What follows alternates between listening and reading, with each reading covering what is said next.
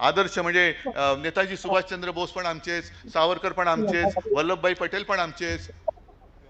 ठीक आहे ना, वल्लभभाई पटेल सगळ्यांचेच होते, लोहपुरुष. पण फरक लक्षात घ्या, सरदार वल्लभभाई पटेलांनी तो निजामशाहीचा भाग देशात आणण्यासाठी म्हणून फौजा घुसवल्या होत्या. तुम्ही तुमचा पक्ष जिंकवण्यासाठी म्हणून फौजा घुसवताय. हा पटेल आणि तुमच्यातला फरक आहे, हा फरक आहे. म्हणून ते लोह पुरुष, पोलादी पुरुष म्हणतात त्यांना. तुमच्या जिंकण्याची अवकात नाहीये, म्हणून तुम्ही ईडी, सीबीआय, फौजा घुसवताय निवडणूक जिंकायला. का तुमचं कर्तृत्व कमी पडतंय? तुम्ही केलेली कामं कमी पडतायत?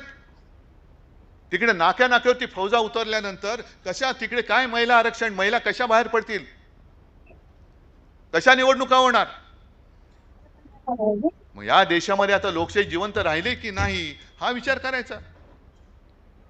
आणि तो जर काय होणार नसेल तर मग या वार्षिक सभेला वगैरे काय अर्थ नाही. तुमचं तुम्ही काय करायचं करा. पण मला असं वाटतं की जो जो एक आत्मविश्वास शिवसेना प्रमुखांनी दिला आणि त्यांनी जे काही सांगितलेलं आहे की अरे 100 दिवस शेळीचं जगण्यापेक्षा एकच दिवस पण वाघाचा जगा.